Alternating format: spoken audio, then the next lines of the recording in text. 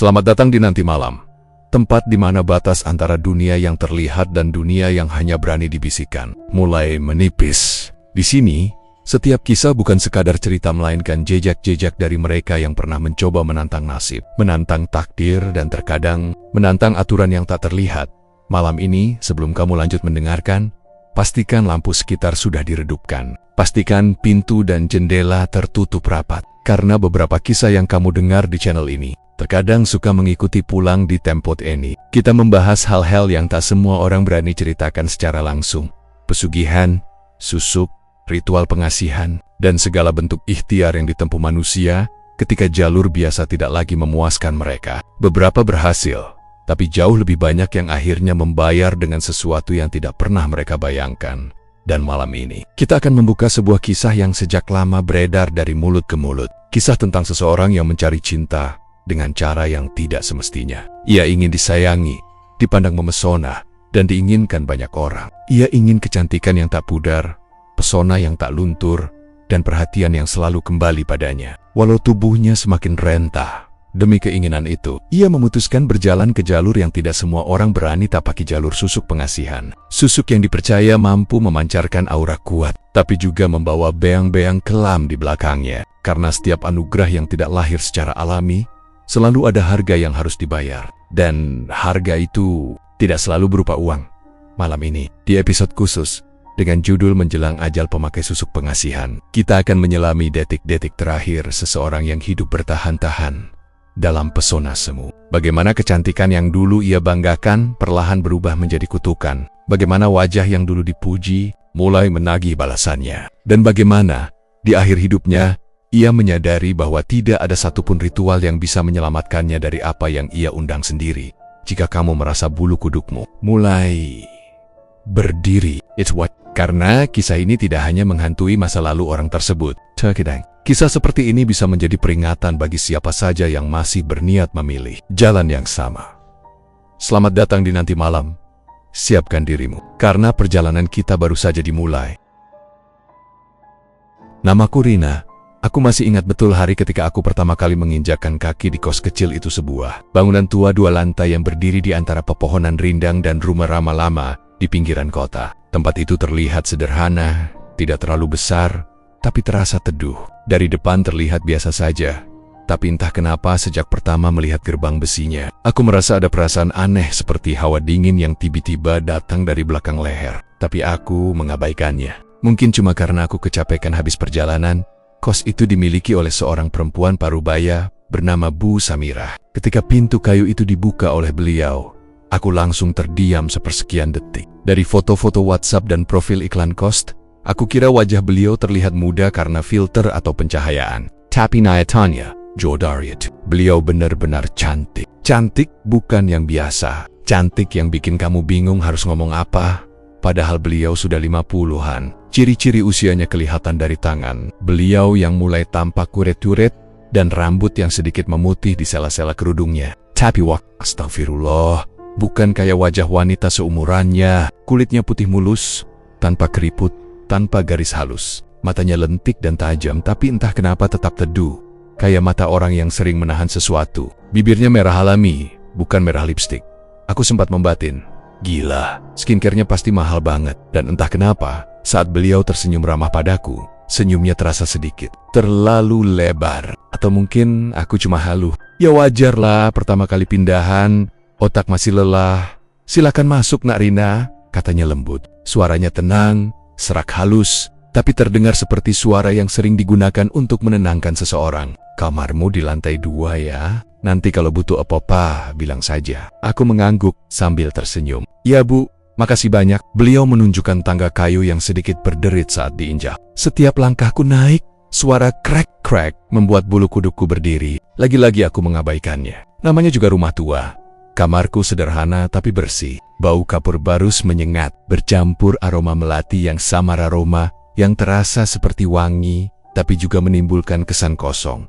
Aku baru menaruh koper ketika tenggorokanku terasa kering. Aku turun ke bawah menuju dapur kecil untuk ambil minum. Di sana aku bertemu lagi dengan Bu Samirah yang sedang duduk minum teh di meja makan. Cahaya lampu membuat kulit wajahnya terlihat makin bening, seperti terlalu licin sampai reflektif. Aku spontan berkomentar, "Bu, kulitnya bagus banget. Kayak nggak ada pori-porinya." Beliau tersenyum kecil, tapi tatapannya seperti menembusku. "Lawong cuma pakai bedak dingin kok, Nak," katanya sambil terkekeh kecil. Tawa itu terdengar biasa, tapi entah bagaimana terasa kosong. Seperti bukan berasal dari seseorang yang benar-benar tertawa. Malam itu, setelah semua barang selesai aku atur, aku memutuskan tidur lebih awal, karena besok harus mulai kerja. Sekitar jam 11 malam, suasana kos sangat sunyi. Anak-anak kos lain sepertinya sudah tidur. Aku baru memejamkan mata beberapa menit ketika telingaku menangkap suara samar-samar dari lantai bawah, kayak suara orang berbisik. Awalnya aku mengira itu suara TV. Makin lama makin jelas, dan bahasanya bukan bahasa Indonesia, bukan juga bahasa daerah yang aku kenal. Ada nada-nada panjang dan lirih, seperti mantra yang diulang-ulang.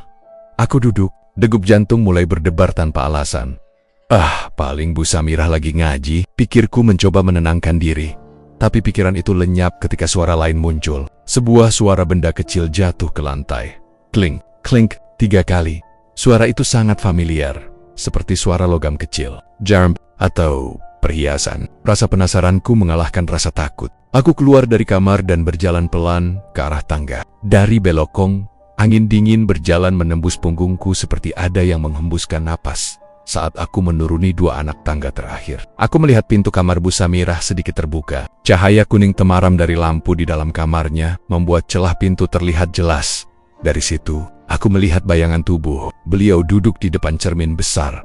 Aku menahan napas. Aku bisa mendengar suara. Bisikan itu lebih jelas. Bahasanya asing. Irama ucapannya naik turun teratur, seperti sedang mengucapkan sesuatu yang sudah dihafal lama. Aku mendekat selangkah.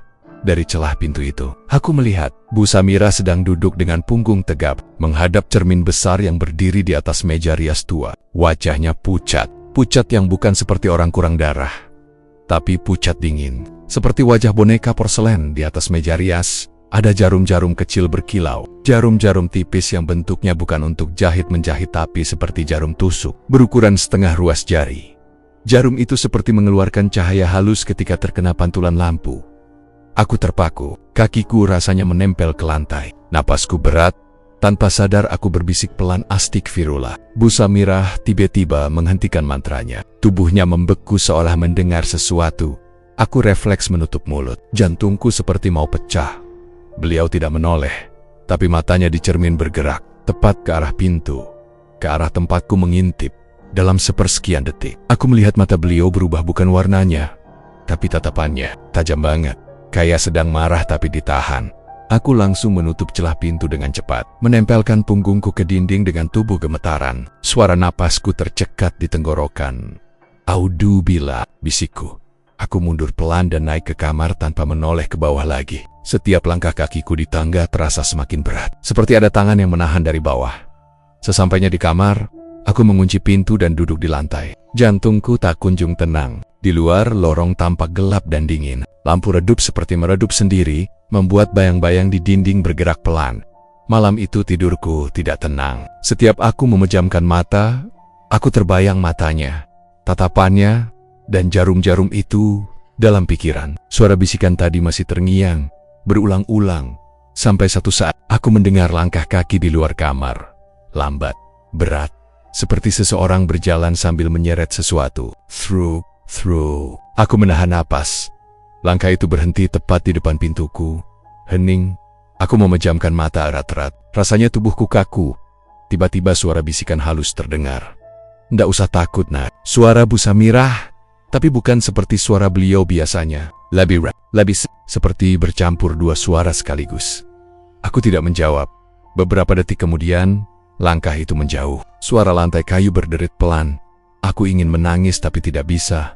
Besok paginya, aku turun ke bawah dengan hati yang masih tegang. Tapi suasana dapur sangat normal. Bu Samirah sedang memasak sarapan sambil tersenyum lembut kepadaku, seolah tidak terjadi apa-apa. "Selamat pagi, Nak Rina," sapanya ramah. Tidurnya nyenyak. Sudah terbiasa dengan rumah ini. Aku menelan ludah.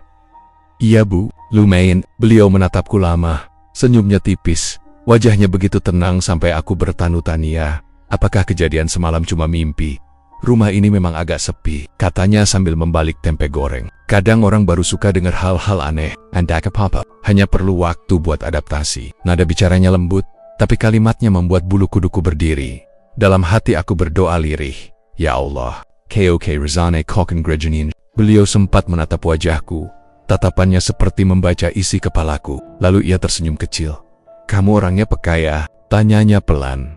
Biasanya yang peka itu cepat sekali dengar hal-hal yang tidak ingin didengar. Dek, aku tidak bisa berkata apa-apa. Yang keluar dari mulutku hanya gumaman, "Heh bu, mungkin." Beliau tertawa pelan. Tawa yang seolah menggema samar di telingaku.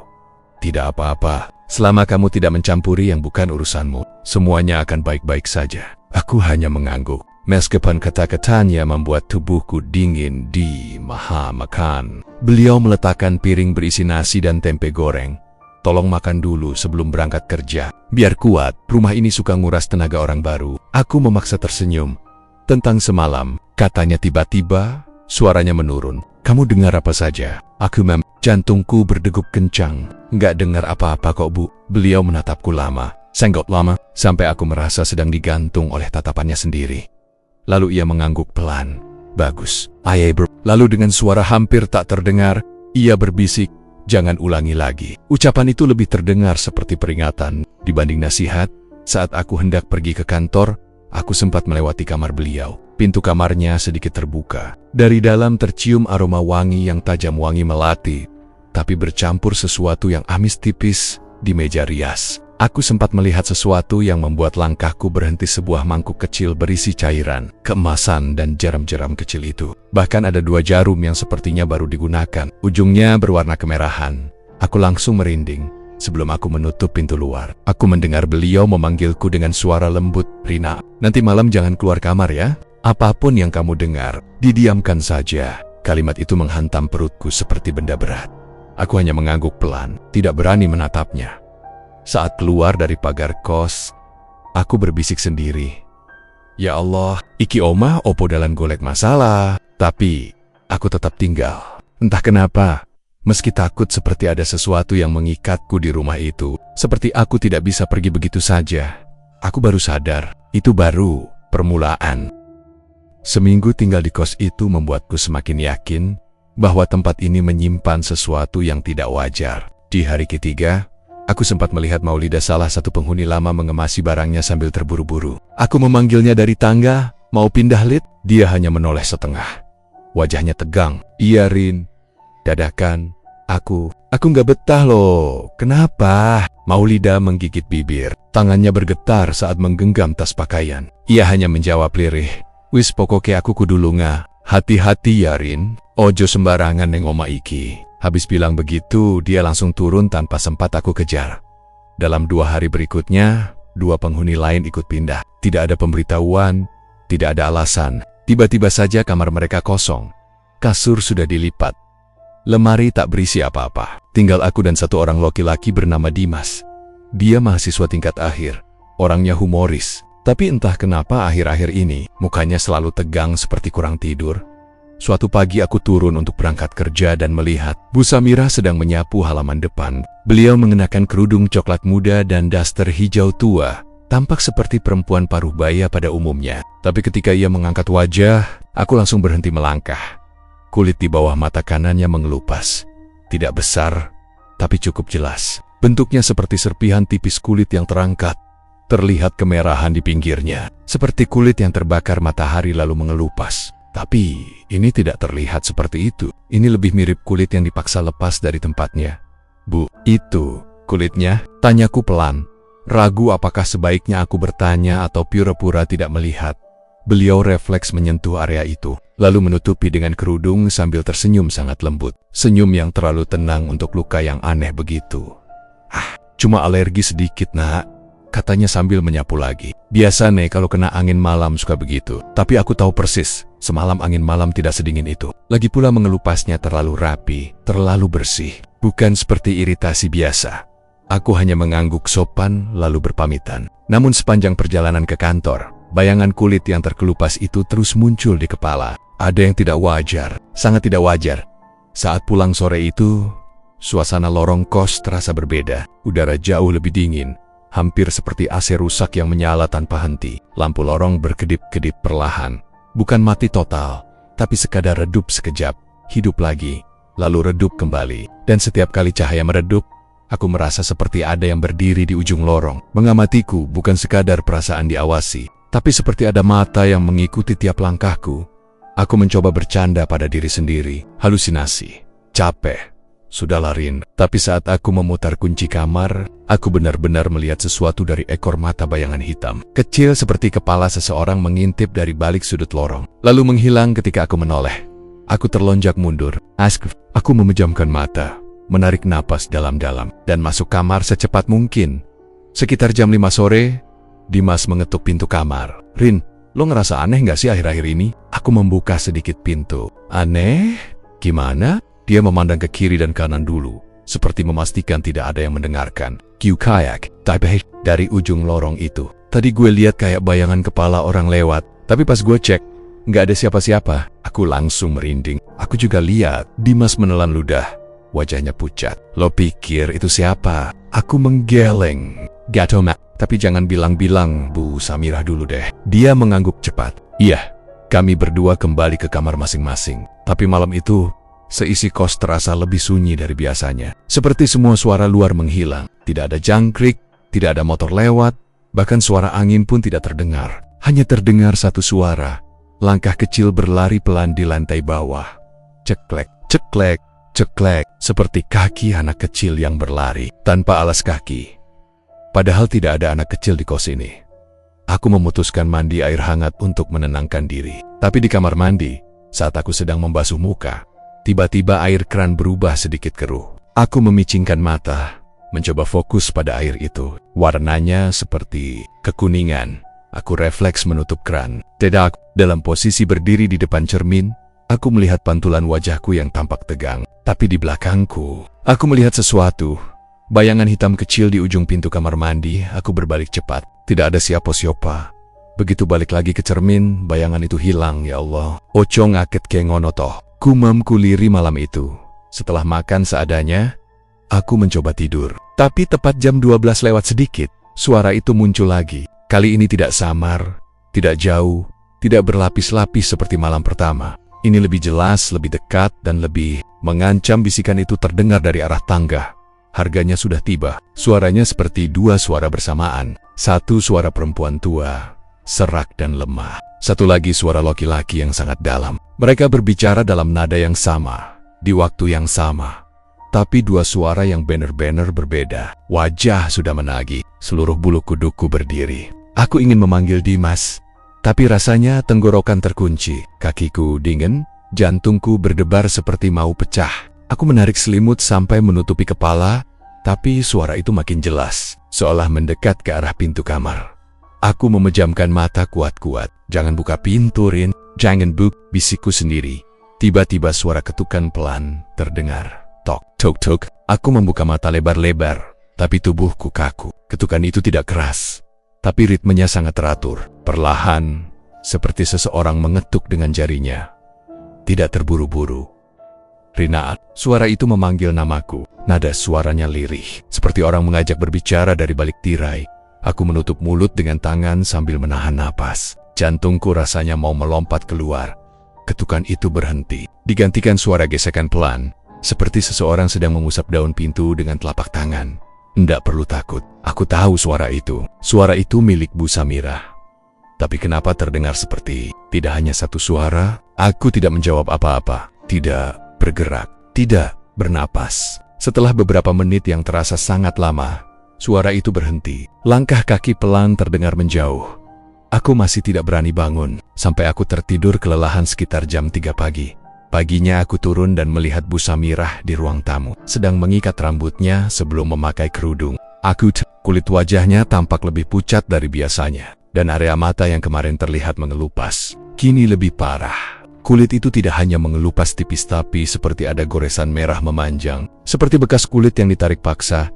Beliau buru-buru menutupinya saat melihatku. Pagi, nak, katanya sambil tersenyum, tapi senyum itu gemetar sedikit. Maaf, wajah ibu agak tidak enak dilihat. Alergi, kambuh. Aku tersenyum kaku. Oh, Gak apa-apa, Bu. Dimas muncul dari dapur sambil membawa segelas air. Saat melihat Bu Samirah, dia sampai menjatuhkan gelasnya ke lantai. Bu, itu muka panjenengan? Tanyanya spontan. Suaranya gemetar. Bu Samirah langsung menatap tajam, tapi hanya 1 detik. Setelahnya ia tersenyum seperti biasa. Aduh, anak muda ini cuma iritasi kok. Namun aku melihat sesuatu. Ketika ia tersenyum, kerudungnya sedikit bergeser. Dan di balik kerudung itu, aku melihat area kulit kepala beliau bukan rambut tapi kulit yang tampak seperti ada bekas tusukan kecil. Banyak sekali. Kecil-kecil, merata. Dimas menatapku dengan ekspresi ketakutan. Aku balik menatap dia dengan tatapan jangan ngomong apa-apa. Kami sarapan dalam diam. Tidak ada suara burung, tidak ada angin, tidak ada suara kendaraan. Tapi entah kenapa, aku merasa ada suara napas orang ketiga di ruang tamu. Bukan napas Bu Samirah. Bukan napas kami. Napas ini berat dan lambat. Setiap hembusannya seperti mendekati telingaku. Aku berpura-pura tidak dengar. Saat Bu Samirah masuk ke dapur, Dimas mendekat dan berbisik cepat, Rin. Lo dengar apa tadi malam? Aku menelan ludah.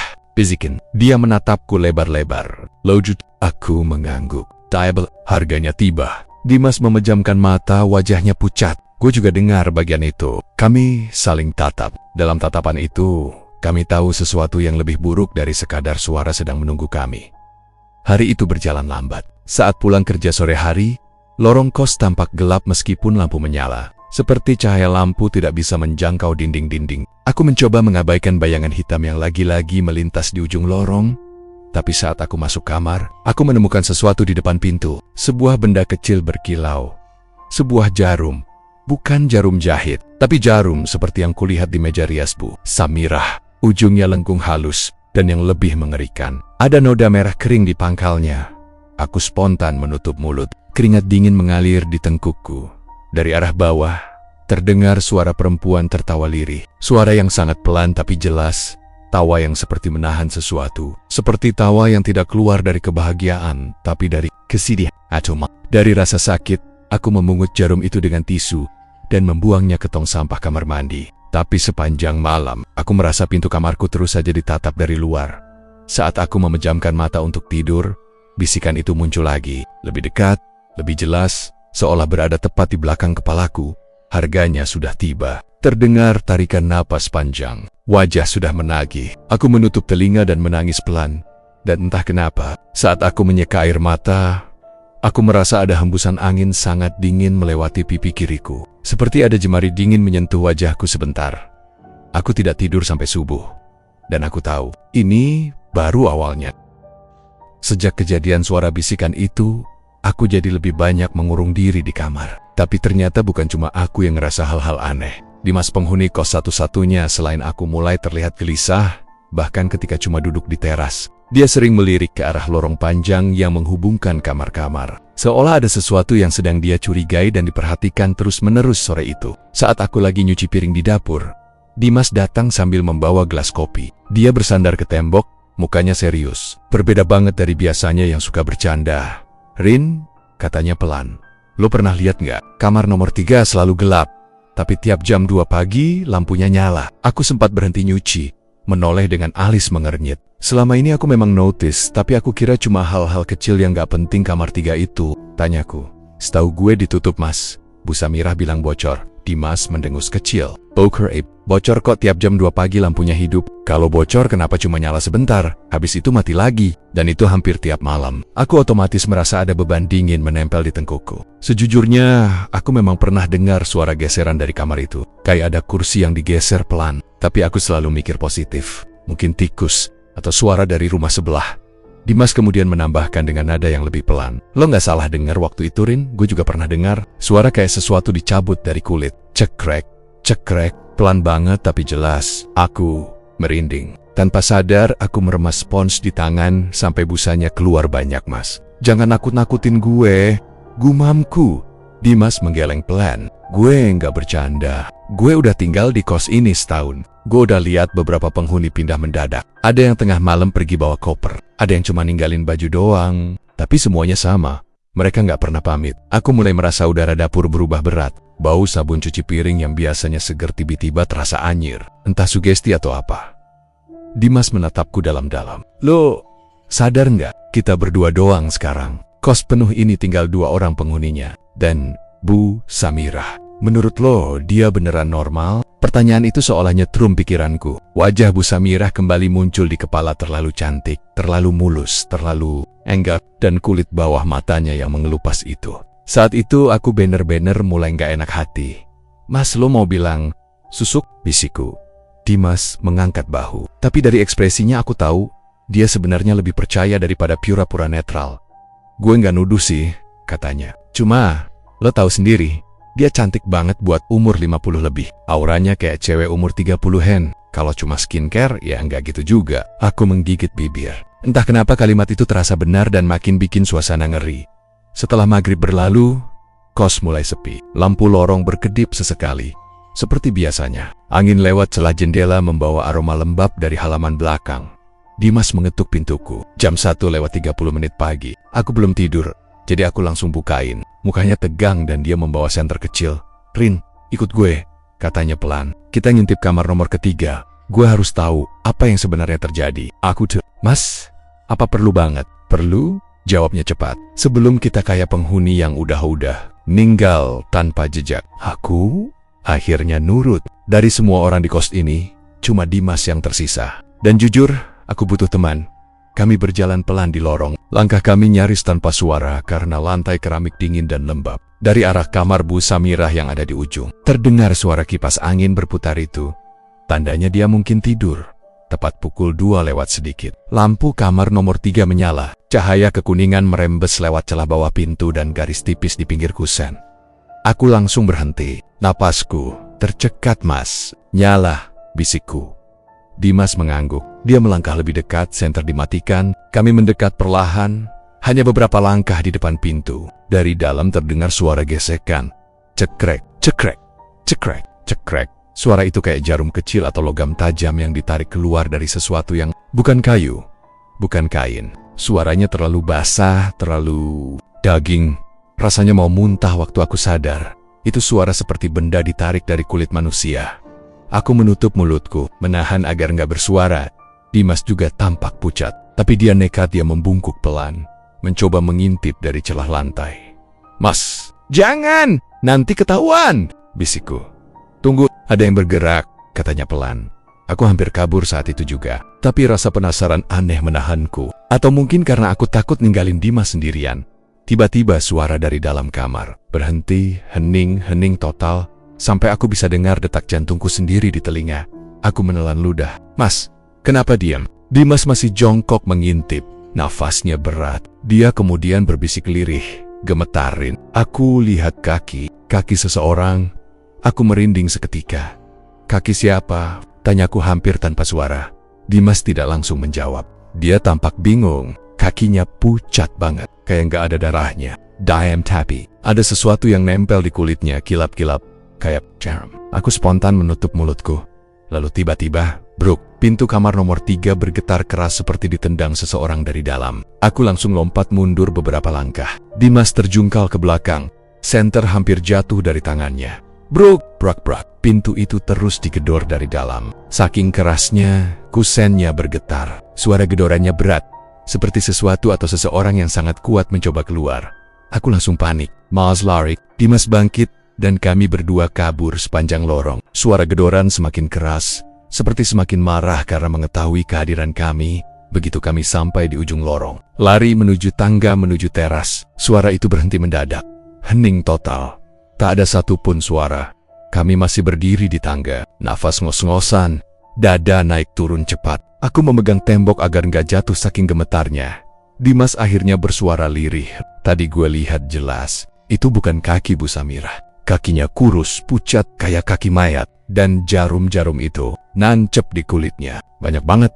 Kayak susuk yang dipasang asal-asalan. Aku menutup wajah dengan tangan. Mas, jangan bilang itu. Orang yang dulu tinggal di kos ini. Dimas menatapku dengan mata membesar. Gue nggak tahu. Tapi yang jelas, itu bukan manusia normal. Kami memutuskan kembali ke kamar masing-masing tanpa banyak bicara. Tapi aku sama sekali tidak bisa tidur. Sepanjang malam telingaku masih mendengar suara cekrek itu. Suara yang rasanya bakal menghantuiku seumur hidup.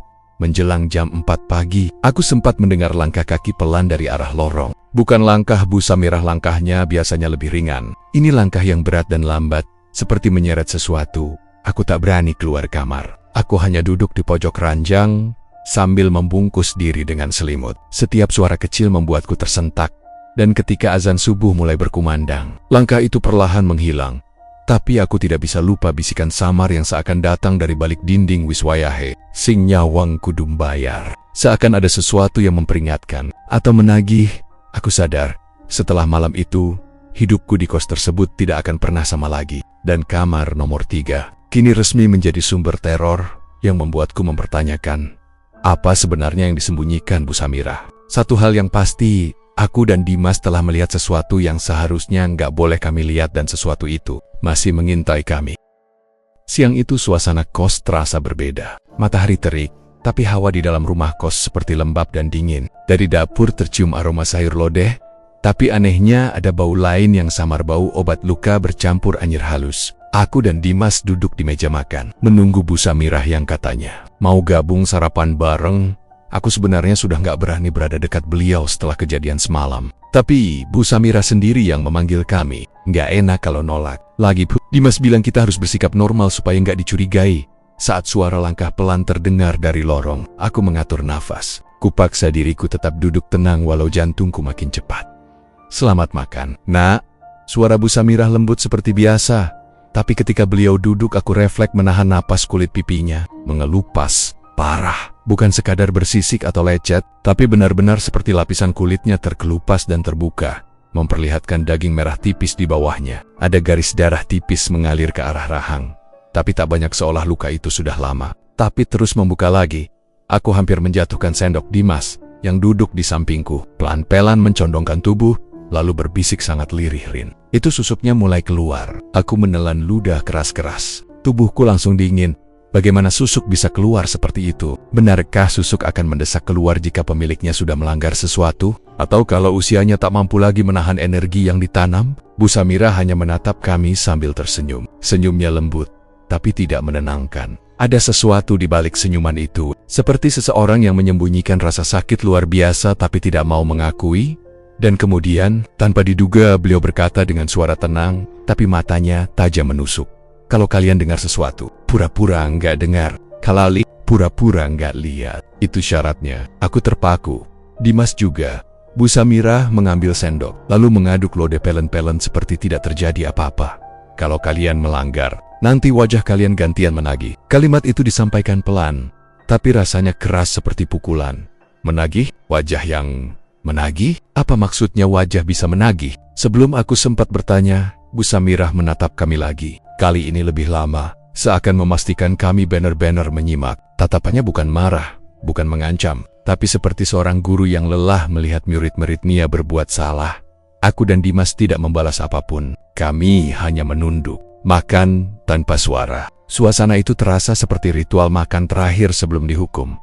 Saat beliau bangkit dari kursi, kulit di bawah matanya yang mengelupas makin jelas terlihat. Aku bisa melihat garis jarum kecil berkilau, seolah tertanam di bawah kulit sebelum akhirnya didorong keluar. Aku benar-benar ingin muntah. Begitu Bu Samirah pergi, Dimas langsung memegang tanganku. Tangannya dingin sekali. "Rin, ini udah kelewatan," kata Dimas lirih. "Kita harus cari tahu apa sebenarnya yang terjadi di kamar-kamar sini. Tapi gimana kalau ketahuan?" bisikku. "Kalau kita diam aja, nanti bisa kayak penghuni lama, menghilang tiba-tiba." Ucapan itu membuatku tercekat. Dimas benar, jika kita hanya diam menunggu, mungkin kita hanya akan jadi korban berikutnya. Sorenya, kos seperti biasa terlihat sepi. Bu Samirah menghilang entah kemana. Lorong panjang itu terasa lebih gelap dari biasanya walau masih sore. Lampu-lampu berkedip, seolah ikut merasakan tekanan aneh yang menyelimuti kos itu. Dimas mengetuk pintuku pelan. "Ada waktu, kita perlu ngobrol." Aku membuka pintu dan membiarkannya masuk. Dimas duduk di ujung ranjang, memandangku dengan wajah serius. "Gue punya feeling, kamar 3 bukan satu-satunya kamar aneh," katanya lirih. "Ada kamar lain yang dari dulu dikunci. Kamar pertama lo, sadar nggak?" Aku mengerutkan dahi. "Iya, kamar 1 selalu dikunci. Gue kira nggak ada yang nyewa. Gue pernah lihat dari lubang kunci," ujar Dimas. "Di dalam banyak foto cewek-cewek." Aku langsung merinding. Foto siapa? Enggak tahu. Ponyok, wajah-wajahnya kayak cewek muda. Tapi sebagian fotonya gosong, bagian wajahnya kayak dibakar. Aku menutup mulut, menahan tremor. Mas, jangan bercanda. Dimas menggeleng. Gue gak bercanda, Rin. Gue rasa itu cewek-cewek yang pernah pakai susuk dari Bu Samirah. Atau mungkin korban entah ritual apa. Aku hampir tidak bisa bernapas. Dimas menatapku serius. Dan sekarang wajah Bu Samirah sendiri mulai mengelupas. Artinya susuknya nggak lagi bekerja. Aku ingin menyangkal, tapi bayangan kulit mengelupas di wajah Bu Samirah tadi membuat aku tak bisa menolak logika itu. Kalau susuknya keluar sendiri, gumam Dimas. Berarti jiwa atau energi yang dia pakai buat nahan kecantikannya mulai menagih balasan. Wajah itu menagih. Aku merinding sampai tulang. Malam pun tiba. Aku mencoba tidur lebih cepat. Tapi mataku tak mau terpejam. Setiap kali memejamkan mata, aku merasa seperti ada yang berdiri di balik pintu. Sekitar jam 1:40 terdengar suara lirih dari lorong. Cekrek, cekrek, suara itu lagi. Tapi kali ini bukan dari kamar 3, sumbernya tepat di depan kamarku. Aku menahan napas. Ada bayangan gelap di bawah pintu. Seperti kaki seseorang berdiri diam. Aku tidak berani bergerak. Tiba-tiba suara itu makin jelas. Cekrek, cekrek, cekrek, cekrek. Suara jarum ditarik dari kulit. Aku memejamkan mata. Waya Allah. Bayangan itu bergerak perlahan. Kakinya seperti menyeret sesuatu. Dan kemudian terdengar suara napas berat. Seperti seseorang menahan sakit luar biasa. Pelan, berat, tersengal. Setelah beberapa menit yang terasa seperti berjam-jam, bayangan itu bergerak pergi. Aku menahan napas sampai kurasa paru-paruku mau meledak. Seperti semalam, langkah itu berhenti di ujung lorong. Tapi kali ini, langkah itu berhenti di depan kamar Dimas. Aku langsung duduk tegak. Mas, langkah itu berhenti. Lalu terdengar suara, tidak seperti manusia. Suara itu seperti bisikan serak, bercampur erangan. Sampeyan, seolah berusaha menyebut sesuatu. Aku tidak mengerti seluruhnya, tapi bagian terakhirnya terdengar jelas. Wajahku. Aku hampir menjerit. Selang beberapa detik, langkah itu bergerak lagi menuju arah keluar lorong, lalu perlahan menghilang. Aku langsung lari keluar kamar, lupa sama ketakutanku. Kupukul pintu kamar Dimas berkali-kali. Mas, buk, seruku. Pintu terbuka cepat. Dimas tampak pucat tapi masih hidup. Matanya membesar. Lo dengar juga? Tanyanya. Aku mengangguk cepat. Mas, itu apa? Apa itu wajah yang menagih? Dimas tidak menjawab. Dia hanya duduk di lantai dengan lemas. Nafasnya masih tersengal, Mas. Kita harus pergi dari sini, kataku. Belum bisa. Jawabnya berat. Kalau kita keluar malam-malam, kita bisa ketemu. Apapun itu di luar. Aku menggigit bibir. Aduh, kenapa semuanya terasa salah? Pukul 3 pagi, kami akhirnya duduk di depan jendela kamarku, memperhatikan taman kecil di luar. Udara dingin sekali. Hening. Tapi hening yang tidak wajar hening, yang seolah memberi ruang bagi sesuatu yang ingin menampakkan diri. Lalu dari arah pohon mangga di luar, terdengar suara lirih, cekrek, cekrek. Dimas dan aku saling memandang. Itu suaranya, bisikku. Dari balik pohon, muncul sosok siluet tubuh wanita, kurus, tangannya menggantung, rambutnya panjang menjuntai menutupi sebagian wajah. Tapi bagian wajah yang terlihat, mengelupas, kulitnya terkelupas dari dahi sampai pipi, menganga seperti lapisan tipis yang sudah mati. Di bawahnya terdapat puluhan titik hitam kecil bekas. Susuk yang pernah tertanam. Aku langsung menutup mulut menahan teriakan. Sosok itu berdiri memandang ke arah jendela kami. Tidak bergerak. Tidak berkedip. Hanya memandang. Dimas bergumam. Rin, oho nadilok. Aja ditonton. Jangan lihat. Jangan ditatap. Tapi aku sudah terlanjur melihat. Dan saat aku mengedip, sosok itu menghilang. Begitu saja. Tapi sebelum hilang, aku sempat mendengar bisikan sangat halus dari arah pohon. Irah, aku hampir pingsan. Itu memanggil nama Bu Samirah. Dan aku sadar, wajah mengerikan itu bukan mencari kami, tapi mencari pemilik susuk yang sudah lama menunda balasan. Malam itu aku baru paham maksud Bu Samirah saat berkata, kalau kalian melanggar, wajah kalian gantian menagih. Karena wajah-wajah yang pernah ia gunakan untuk kecantikannya, kini mulai mengambil kembali apa yang menjadi hak mereka. Dan itu barulah permulaan. Jam dinding baru menunjukkan jam 1:58 ketika suasana lorong kos berubah seperti ruang bertekanan. Angin tidak bergerak, udara terasa tebal, dan suara kipas di dapur yang biasanya terdengar dari bawah tiba-tiba hilang. Sunyi, sunyi yang bukan kosong, tapi sunyi yang seperti menunggu sesuatu untuk keluar. Dimas mengetuk pintuku pelan. Saat kubuka, wajahnya pucat dan tangannya gemetar. "Prin," suaranya makin keras. Dan memang benar. Dari arah kamar nomor 3 terdengar suara cekrekan yang jauh lebih jelas dibanding malam mulam sebelumnya. Cekrek, cekrek, cekrek. Tapi kali ini ada sesuatu yang berbeda. Suara itu bukan cuma seperti jarum yang dicabut dari kulit, tapi juga seperti tarikan napas tertahan di balik rasa sakit napas serak, panas, menekan. Aku berdiri di pintu kamarku, memegang pegangan pintu sambil menahan getaran di tanganku. Dimas berdiri di sampingku, menatap pintu kamar nomor 3 dengan mata membesar. Pupil mengecil karena ketakutan. Tepat pukul 2, suara itu berhenti, dan kemudian siar ikap. Pintu kamar nomor 3 bergerak, sangat perlahan, seperti ada tangan lemah yang mendorongnya dari dalam. Ciereka, pintu itu terbuka satu celah kecil, cukup untuk melihat bagian dalamnya.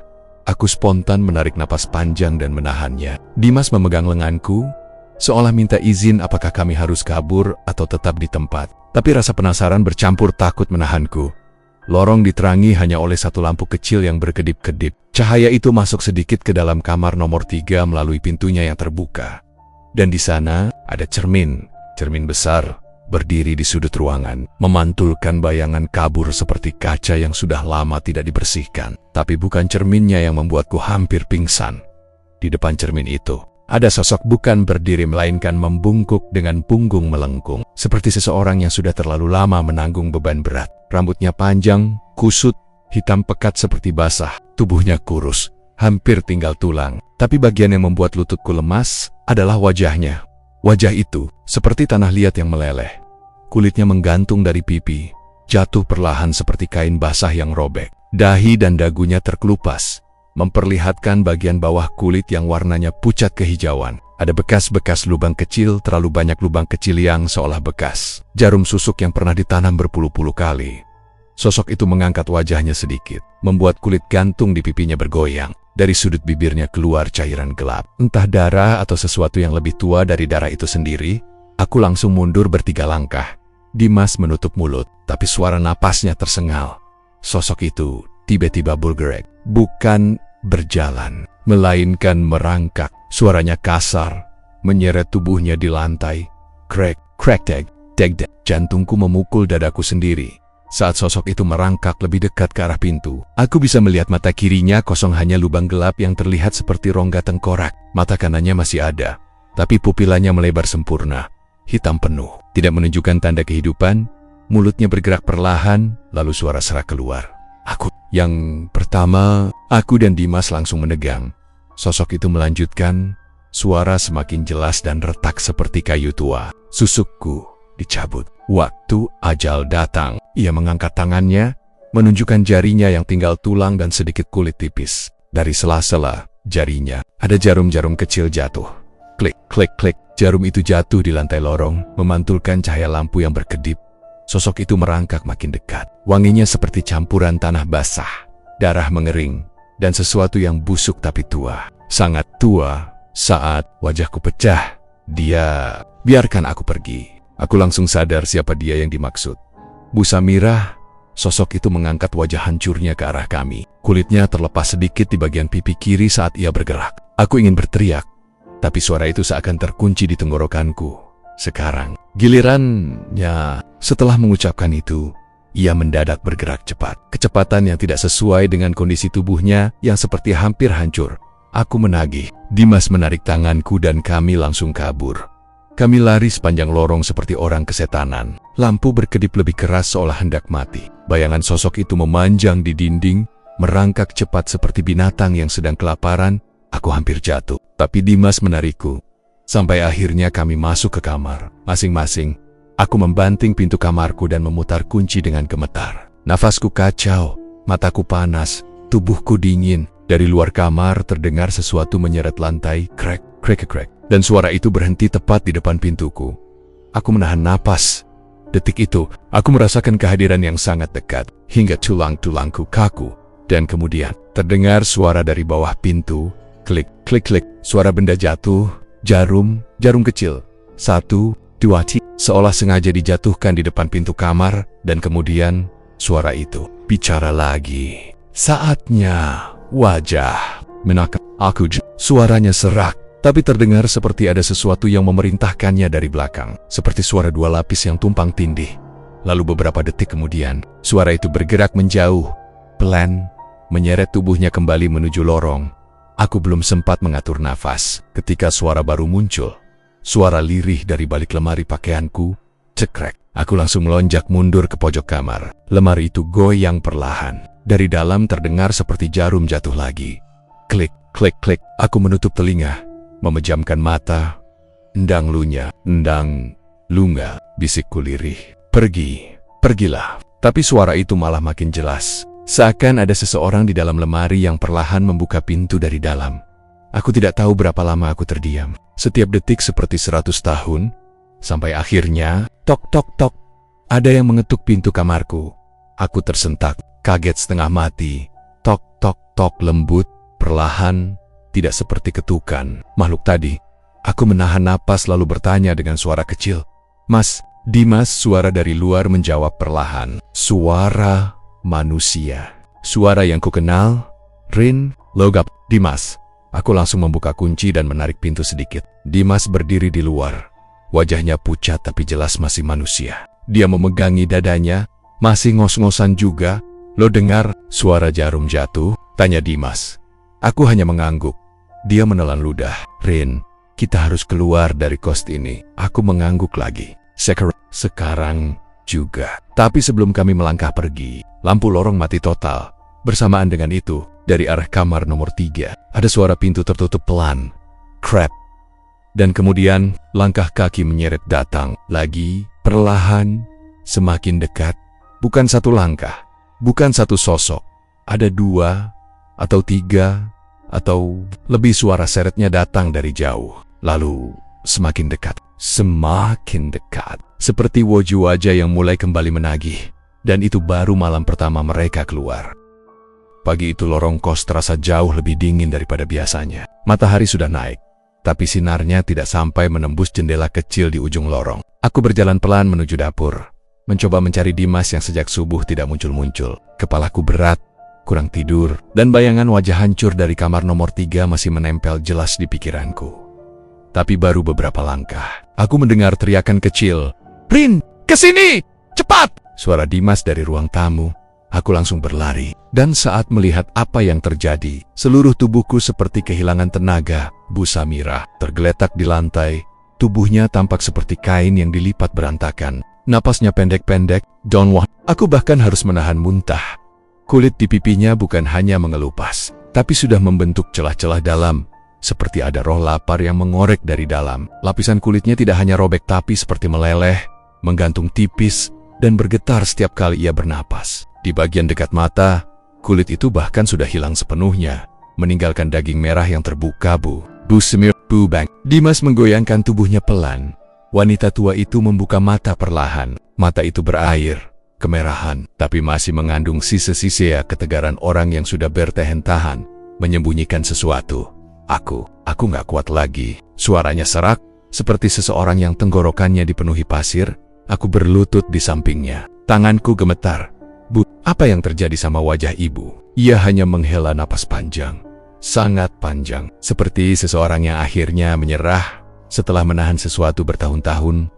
Aku pakai susuk. Susuk pengasihan dari Madura. Aku dan Dimas langsung saling pandang. Bu Samirah terus bicara. Suaranya semakin lirih. Siakmu, aku pakai supaya suamiku gak pergi. Biar dia tetap sayang. Biar dia tetap pula. Air mata tipis keluar dari ujung matanya, melewati celah kulit yang terbelah. Tapi dia tetap pergi. Ninggok aku.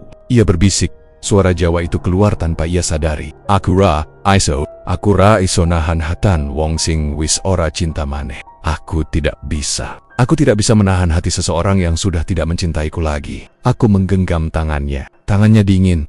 Dimas menelan ludah keras. Bu, maksud ibu, susuk itu yang bikin semua ini? Bu Samirah mengangguk perlahan. Gerakan kecil itu membuat kulit di pipinya robek sedikit lagi, dan aku menggigit bibir menahan teriakan. Susuk itu tidak boleh dicabut sembarangan, kecuali aku menyerahkan wajahku. Sedikit demi sedikit, ia menutup mata sebentar, menahan nyeri yang tak terlihat tapi terasa jelas dari cara tubuhnya bergetar. sebagai bayarannya, bisiknya. Aku merasakan bulu kuduk meremang. Dimas juga terlihat pucat. Bu, kalau begitu, kenapa yang lain yang wajah-wajah dari kamar nomor 3, kenapa mereka datang? Tanyaku. Hampir tidak bisa mengucapkannya. Bu Samirah membuka mata lagi. Tatapannya menusukku, meski wajahnya hancur. Mereka yang datang itu pemakai susuk sebelumnya yang gagal membayar. Aku dan Dimas langsung membeku. Susuk pengasihan itu punya satu syarat yang aku langgar bertahun-tahun. Ia tersenyum pahit. Senyum yang justru membuat wajahnya tampak lebih menyeramkan. Kau tidak boleh tidur dengan wajah bersih. Kau harus selalu menempelkan lapisan kulit yang terkelupas ke wajahmu kembali. Setiap malam, aku menutup mulut. Dimas memalingkan wajah. Itu artinya, Bu Samirah. Aku bergumam. Itu sebabnya selama ini wajah ibu seperti itu. Ia mengangguk lemah. Kulit yang terkelupas dari wajahku setiap malam harus aku simpan. Lalu aku gunakan lagi. Kalau susuk itu mencabutnya sendiri. Dan yang datang malam hari akan menagih. Aku merinding sampai ke tulang. Aku selama ini cuma menahan. Tapi sekarang ia menatapku dalam-dalam. Aku sudah tidak bisa lagi. Dimas menggenggam bahu Bu Samirah. Bu, kami panggil dokter ya. Atau ambulans. Atau siapa kek. Tidak ada yang bisa menolongku lagi, Dimas. Suara Bu Samirah pelan, tapi tegas. Ada satu hal terakhir yang harus kalian lakukan untukku. Aku menahan napas. Ambil kotak kecil di kamar nomor 3. Dimas langsung menegang. Bu, kami nggak mau balik ke sana lagi. Aku mohon. Bu Samirah menangis kecil. Suaranya pecah. Itu satu-satunya caraku. Supaya aku tidak diambil dengan cara yang lebih buruk. Aku dan Dimas saling pandang. Ketakutan kami besar. Tapi wajah Bu Samirah jauh lebih menyedihkan. Ndang, tolong aku. Saksepi, katanya. Lirih. Sepet. Tolong aku, sesegera mungkin. Saya merasakan sesak di dada. Kami tidak punya pilihan. Dimas mengangguk putus asa. Ayo, Rin. Kami berjalan menuju lorong. Langkah kami berat. Seperti setiap detik mendekatkan kami pada sesuatu yang tidak ingin kami lihat. Pintu kamar nomor 3 masih terbuka. Tapi sinar pagi yang masuk justru membuat ruangan itu terlihat lebih suram. Kami masuk perlahan. Cermin besar itu masih berada di tempat yang sama. Tapi sosok tadi malam sudah tidak ada. Ruangannya dingin, bau logam bercampur tanah basah. Di meja kecil di pojok ruangan, ada sebuah kotak besi kecil. Kotak hitam usang, terkunci. Dimas mengambilnya dengan ragu. Tapi kotaknya ringan, terlalu ringan untuk sesuatu yang seharusnya berisi harga dari susuk. Ayo cepat keluar, gumam Dimas. Kami kembali ke ruang tamu. Tapi begitu kami sampai, kotaknya jatuh dari tangan Dimas. Aku terdiam, dadaku tiba-tiba kosong. Bu Samirah sudah tidak ada. Tidak ada jejak, tidak ada suara. Tidak ada tanda ia berdiri atau berjalan. Seolah perempuan itu menghilang begitu saja. Seolah ia bersama wajah dan seluruh kulitnya diseret keluar dari dunia ini tanpa meninggalkan bayangan Dimas gemitar. Rin, Bu Samirah, kemana? Aku tidak menjawab, karena aku juga tidak tahu. Yang ada hanya kotak besi kecil di lantai. Kami membukanya, dan isi di dalamnya membuat seluruh tubuhku kaku. Potongan kulit manusia, rapik, menumpuk lapis demi lapis. Masing-masing diberi tanggal, dan semuanya adalah kulit wajah Bu Samirah dari tahun-tahun sebelumnya. Kulit lama, kulit baru, kulit yang harusnya kembali melekat ke wajahnya setiap malam, disimpan, dijaga, dipertahankan, dan semuanya ada di dalam sini. Apa? Ini semacam... Dimas tidak bisa melanjutkan. Aku mendekatkan wajah dan membaca satu persatu tanggalnya. Ada yang tertulis tahun ke 1998, ada yang ke 2007, ada yang bahkan baru seminggu lalu. Dimas menutup mulutnya keras. Aku nggak bisa lihat ini lagi. Aku menutup kotak itu perlahan, tangan gemetar. Tiba-tiba, sesuatu bergerak di belakang kami. Aku menoleh. Cepat, ruang tamu kosong. Tapi ada angin dingin melewati tengkukku. Angin yang tidak berasal dari pintu, bukan dari jendela. Angin yang terasa seperti seseorang yang baru saja berdiri di belakang kami. Dimas memegang bahuku. Rin, suaranya bergetar. Aku rasa Bu Samirah belum pergi. Dan saat ia mengucapkan kalimat itu, dari arah kamar nomor 3, terdengar suara lirih. Cekrek, cekrek, cekrek. Bukan suara jarum. Suara kulit yang dilepas dari wajah seseorang. Kami menoleh pelan. Di pintu kamar 3, ada bayangan. Seseorang berdiri di sana, terlalu diam, terlalu gelap, Dan perlahan, bayangan itu bergerak maju, menuju kami, seolah menagih sesuatu. Sesuatu yang sudah dibiarkan terlalu lama. Sesuatu yang seharusnya tidak pernah hidup, tidak pernah dipasang, dan tidak pernah disimpan, susuk, dan harga yang belum tuntas dibayar. Setelah kejadian itu, rumah kos mendadak jadi ramai. Bukan karena penghuni, tapi karena warga yang hilir mudik menanyakan kabar. Kami melapor ke RT, ke ketua lingkungan lalu ke polisi. Mereka datang, memeriksa seluruh sudut rumah kos, dari kamar Bu Samira sampai kamar nomor 3 yang sudah kosong. Mereka masuk satu persatu, mengetuk tembok, membuka lemari, memeriksa bawah ranjang, bahkan mencoba mencari tanda-tanda kekerasan atau jejak yang mencurigakan. Hasilnya nihil, tidak ada tanda jejak kabur, tidak ada darah, tidak ada bekas tarik-menarik. Tidak ada orang ketiga, tidak ada sesuatu yang secara logika bisa menjelaskan hilangnya. Seorang manusia dewasa dari dalam ruangan tertutup. Salah satu polisi bahkan sempat mengangkat bahu. "Bu, ini pergi sendiri kali Mbak. Mungkin ke rumah keluarganya." Aku hanya memandangi wajahnya tanpa berkedip. Kalau saja polisi itu melihat apa yang aku dan Dimas lihat, ia tidak akan bicara seenaknya. Tapi kami tidak bisa menjelaskan hal-hal yang tidak masuk akal, seperti kulit yang mengelupas, suara dari kamar nomor 3, atau sosok tanpa wajah yang merangkak ke arah kami. Polisi tidak akan percaya. Setelah mereka pulang, kos kembali sunyi. Matahari sudah turun. Jam menunjukkan hampir pukul 9 malam. Dimas duduk di beranda. Wajahnya kosong, mungkin menimbang-nimbang apakah harus pergi dari tempat ini atau tidak. Tapi barang-barangnya masih tercecer di kamarnya. Dan ia tampak tidak punya energi untuk hal lain selain duduk dan menatap tanah. Aku masuk ke ruang tamu, mencoba menenangkan diri. Rumah kos itu anehnya terasa lebih kecil daripada sebelumnya.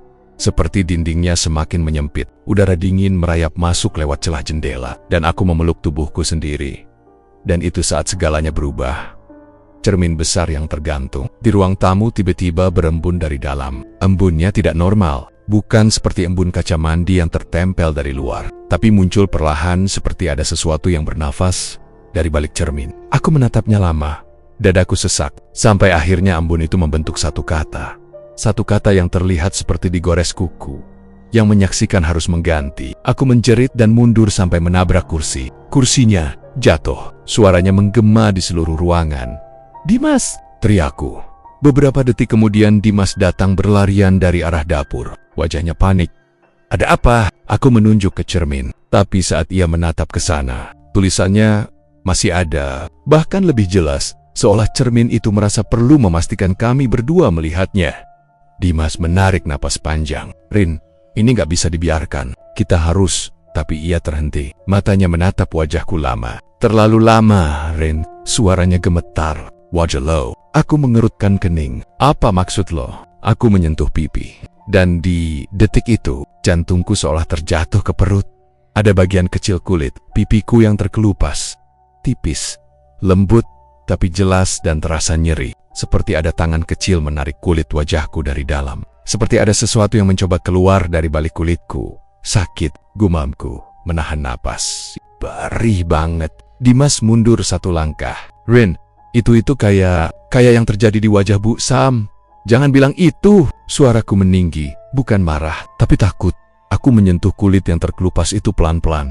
Dan seketika rasa perihnya menjalar dari pipi sampai leher, seolah terdapat sesuatu yang menggeliat di bawah permukaan kulitku. Sesuatu yang bukan milikku. Sesuatu yang dikenal. Dimas memegang pundakku. "Kita harus pergi dari sini sekarang juga." "Sekarang, Rin, sekarang." Aku mengangguk cepat. Tapi sebelum kami bergerak, cermin itu berbunyi. Tidak retak, tidak pecah, tapi bernafas. Ya, cermin itu bernafas seperti ada makhluk di baliknya yang baru saja bangun dari tidur panjang. Embun semakin tebal, menutupi permukaan kaca, dan kemudian muncul suara. Sebuah bisikan, suara yang familiar. Suara yang membuat seluruh bulu kuduku berdiri, membuat tubuhku dingin, susuk mencari wajah baru. Suaranya lembut, pelan, tapi menembus tulang. Dari balik cermin terdengar lagi suara itu. Kali ini lebih nyaring. "Dan kalian sudah melihat semuanya." Dimas memelukku. "Rin, jangan lihat cerminnya." Tapi aku terlanjur menoleh. Dan yang aku lihat membuat napasku hilang. Di dalam cermin, permukaannya bukan lagi pantulan kamar, bukan ruang tamu, bukan wajah kami, tapi puluhan wajah lain. Wajah-wajah rusak, wajah tanpa kulit, wajah dengan mata kosong, wajah yang menggantung seperti lilin meleleh. Dan semua wajah itu menatap kami. Aku tersentak dan hampir jatuh, tapi Dimas menangkapku. Cermin itu bergetar pelan. Retak kecil mulai muncul dari sisi kanan, lalu merambat seperti ular kecil. Suara retaknya seperti suara kulit disobek, dan perlahan cermin itu pecah, pantulannya terbelah. Dan dalam retakan itu, aku melihat sesuatu yang mustahil. Aku melihat wajahku sendiri, tapi telanjang dari kulit. Dimas memalingkan wajah, menahan mual. "Rin, apa itu?" "Aku nggak tahu," aku berbisik. Tubuhku gemetar hebat. Cermin itu retak sekali lagi. Serpihannya jatuh ke lantai, memantulkan cahaya samar. Dan dalam serpihan-serpihan itu, ada dua bayangan, aku dan Dimas. Tapi kulit wajah kami perlahan mengelupas, satu persatu, persis seperti wajah Bu Samirah. Sebelum menghilang, tidak, ini tidak mungkin. Aku memegang kedua pipiku dengan kedua tangan. Kulitku terasa lebih longgar, seperti ada lapisan tipis yang tidak seharusnya ada. Seperti kulit itu bukan milikku. Dimas mundur, punggungnya menabrak dinding. "Rin, gue rasa susuk itu nempel ke kita." "Kenapa?" "Kita nggak masang apa-apa." "Tapi kita melihat semuanya," bisik Dimas. "Kita lihat ritualnya, kita lihat bekas kulitnya, kita lihat wajah-wajah itu, kita lihat syarat susuknya, kita lihat apa yang gak boleh dilihat." Aku menutup mulut. Bu Samirah sudah bilang, kalau kalian dengar sesuatu, pura-pura gak dengar. Kalau pura-pura gak lihat, itu syaratnya. Dan kami telah melanggar semuanya. Semuanya. Dari belakang kami, udara menjadi sangat dingin. Bukan dingin biasa, dinginnya seperti ruangan mayat. Dingin yang membawa bau tanah basah bercampur darah kering. Aku menoleh pelan, dan kulihat seseorang berdiri di sana. Tidak jelas wajahnya, tidak jelas bentuknya, tapi tubuhnya kurus dan membungkuk. Wajahnya seperti diselimuti lapisan kulit yang berat dan menggantung, seperti kain basah yang ditempelkan begitu saja. Kulit itu coklat kehitaman, kering dan pecah-pecah. Dan dari balik kulit itu, ada sesuatu yang bergerak, sesuatu yang mendorong keluar, sesuatu yang ingin masuk. Aku tidak bisa berteriak, tenggorokanku terkunci. Sosok itu mendekat, satu langkah, dua langkah. Setiap langkahnya mengeluarkan suara basah, seperti lumpur diinjak. Aku meraih tangan Dimas, menggenggamnya kuat-kuat. "Mas, ojo ninggalne aku," bisikku tanpa sadar. "Jangan tinggalkan aku." Dimas meremas tanganku, suaranya pecah. "Aku di sini, Rin. Aku di sini." Sosok itu berhenti tepat di depan kami. Dan dari balik lapisan kulit wajahnya, ada suara lirih, suara Bu Samirah. "Wajah harus diganti." Aku memejamkan mata kuat-kuat, air mataku deras mengalir. Susah. Susuknya ora iso ilang. Suara itu melengking, campuran manusia dan bukan manusia. Susah. Susuknya tidak bisa hilang. Aku membuka mata perlahan. Dan hal terakhir yang aku lihat sebelum semuanya menjadi gelap adalah kulit wajahku sendiri yang terlepas dari pipiku dan jatuh ke lantai satu persatu.